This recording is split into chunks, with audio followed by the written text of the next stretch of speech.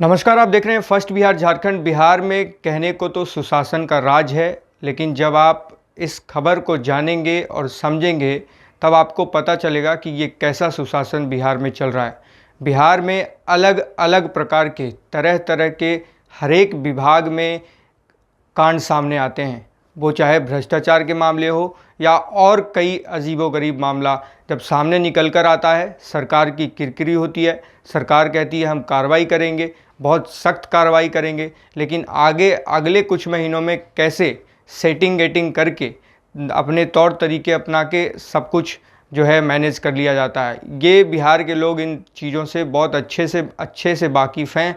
हर एक विभाग में जो गड़बड़ियाँ सामने आती हैं उस पर कार्रवाई न के बराबर होती है। लोग बच के निकल जाते हैं क्योंकि ऊपर गड़बड़ियाँ सामने आती है और ऊपर के जो विभाग के जो अधिकारी होते हैं, जो सीनियर अधिकारी होते हैं, उनसे जो है वो साँठ गांठ करके और बच निकलते हैं। ऐसे में एक मामला, बहुत ही संगीन मामला ये है। आर्यभट्ट जो विश्वविद्यालय है पटना का, ये नीतीश कुमार का ये जो विज़न था एजुकेशन को लेके कि हमें यूनिवर्सिटी बनाना है और बिहार के बच्चे जो दूर जाते हैं वोकेशनल कोर्स के लिए, चाहे और भी जो रोज़गार परक जिससे आसानी से जॉब मिलता है, ऐसे कोर्स के लिए बच्चे बाहर जाते थे पढ़ने के लिए। लिहाजा नीतीश कुमार ने आर्यभट्ट ज्ञान जो विश्वविद्यालय है उसका जो है आधारभूत जो है उसके फाउंडेशन रखें और उन्होंने ये बनाया, ये यूनिवर्सिटी बनी और नीतीश कुमार ने तरह तरह के दावे किए थे। लेकिन अब जिस तरीके से अगर हम आर्यभट्ट ज्ञान विश्वविद्यालय की बात करें तो पिछले 4-5 साल में अगर आप ट्रैक रिकॉर्ड चेक करेंगे तो कम से कम 1 दर्जन से अधिक जो घोटाले के मामले हैं वो सामने आए हैं।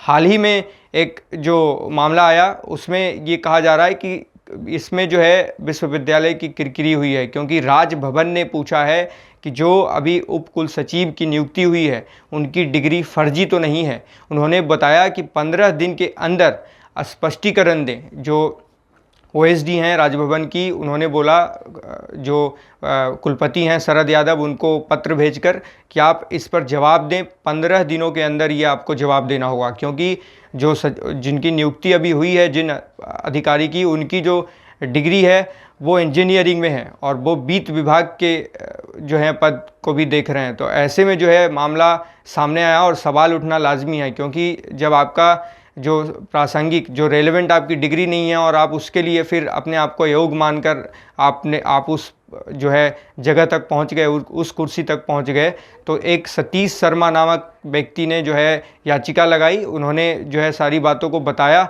और उसके बाद जो है मामला जब राजभवन में ये मामला गया, राजभवन जो है एक्टिव हो गई और तब पत्राचार हुआ। राजभवन ने जो है लिख कर भेजा पत्र और पूछा कि 15 दिनों के अंदर अगर आप इसका सवाल का जवाब नहीं देते हैं तो हम इस पर कार्रवाई करेंगे। हम आपको ये पूरी जो खबर है हम आपको विस्तार से बता रहे हैं। राजभवन ने आर्यभट्ट नॉलेज यूनिवर्सिटी के कुलपति शरद यादव से वहाँ के प्रभारी कुल सचिव रामजीत सिंह के सर्टिफिकेट के बारे में जवाब तलब किया है। राजभवन की ओएसडी जो हैं कल्पना श्रीवास्तव ने पत्र भेजकर कहा कि उनकी डिग्री अवैध होने की शिकायत मिल रही है। 15 दिन के अंदर आपको स्पष्टीकरण देना होगा उनकी डिग्री फर्जी है या नहीं। ये पत्र जो है वो सतीश शर्मा नामक व्यक्ति, जैसा कि हमने आपको बताया, वो शिकायत का जो है हवाला दिया गया था। इसमें जवाब ना देने पर जो है वो अगले जो सख्त कार्रवाई हैं वो करने के भी जो है वो कहा गया है। कुलपति के जवाब के आधार पर आगे का जो है फैसला होगा। राजभवन कुलपति के जवाब की अपने स्तर पर अपना जो है जांच करेगी। शिकायत में यूनिवर्सिटी के वित्त पदाधिकारी के पद पर रामजीत सिंह की नियुक्ति अवैध सर्टिफिकेट के आधार पर होने का आरोप लगाते हुए इसका व्यापक विवरण जो है दिया गया है। रामजीत सिंह ने उन्होंने इंजीनियरिंग और प्रोजेक्ट इंजीनियरिंग और साइट इंजीनियरिंग का अनुभव का इसमें जो है उन्होंने हवाला दिया है और जो फाइनेंस अफसर की नियुक्ति के लिए अनुभव की श्रेणी में नहीं आता। रामजीत सिंह की ओर से बिहार यूनिवर्सिटी में जिस जो है इंजीनियरिंग की बात कही जा रही है वह भी फाइनेंस अफसर की नियुक्ति के लिए वैध नहीं है। इसकी प्रामाणिकता है और मानक जो दोनों हैं जांच कराने की मांग की गई है। तो ये और इस पर जो है प्रभारी कुल सचिव ने कहा कि ये जो सारे प्रमाण पत्र हैं वो वैध हैं।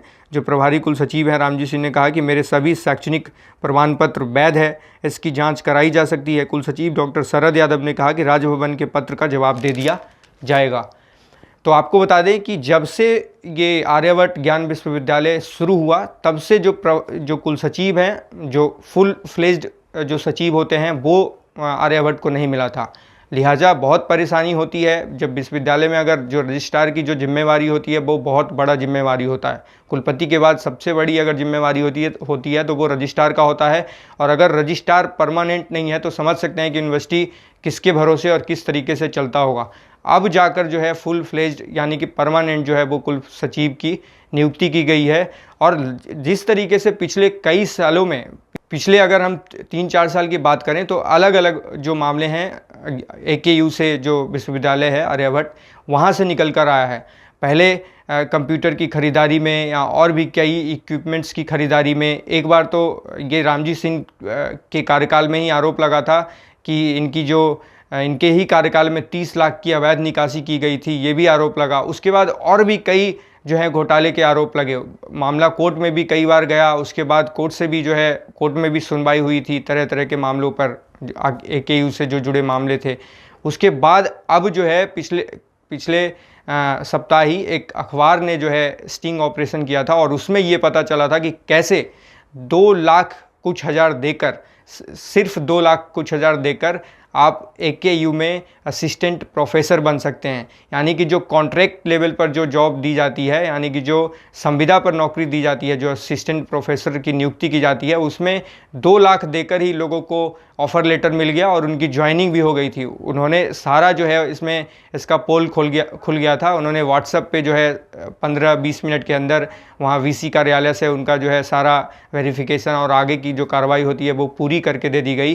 तो इससे आप समझ सकते हैं कि बिहार में आखिर हो क्या रहा है, बिहार को आखिर हो क्या गया है। जिस तरीके से ये इतने बड़े शिक्षण संस्थान में जहाँ पे लाखों बच्चे पढ़ते हैं और तरह तरह के वोकेशनल कोर्स होता है। अगर हम बात करें AKU में तो मेडिकल से रिलेटेड, आर्ट्स से, साइंस से, मास कम्युनिकेशन और भी कई कोर्स, यहाँ तक कि इंजीनियरिंग के भी कोर्सेज यहाँ पे जो है अभी AKU के अगर हम बात करें तो तरह तरह के जो कोर्स हैं वो AKU कराती है, जिससे बिहार के जो बच्चे हैं, बिहार के जो युवा हैं, उनको जॉब मिलती है। वो बाहर जो है पहले किसी कोर्स को 4 लाख जाकर देकर पढ़ते थे, अब उनको बहुत ही कम जो है फ़ी उनको देना पड़ता है और बिहार में ही रहकर उनको ये शिक्षा मिलती है। तो आप समझ सकते हैं कि बिहार के भविष्य के साथ किस तरीके से खिलवाड़ होता है, किस तरीके से बिहार के जो शिक्षक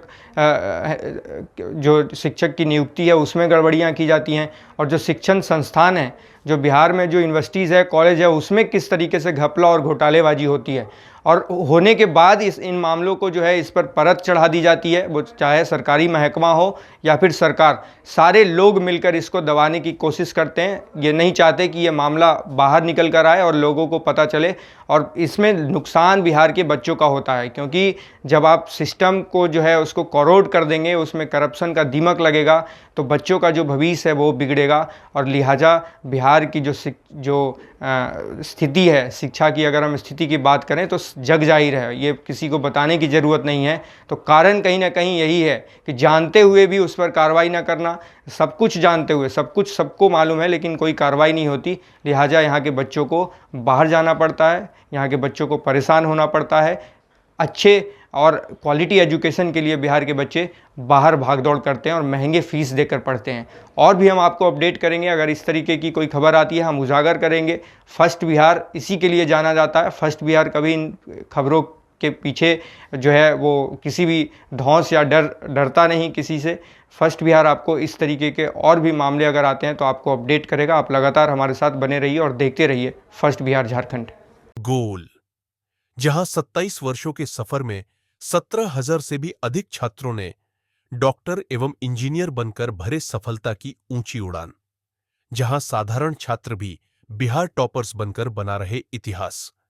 दूरदर्शी शिक्षाविद श्री बिपिन सिंह के मार्गदर्शन में मेडिकल एवं इंजीनियरिंग के लाखों छात्रों के लिए आशा की किरण के रूप में गोल, द रिजल्ट फैक्ट्री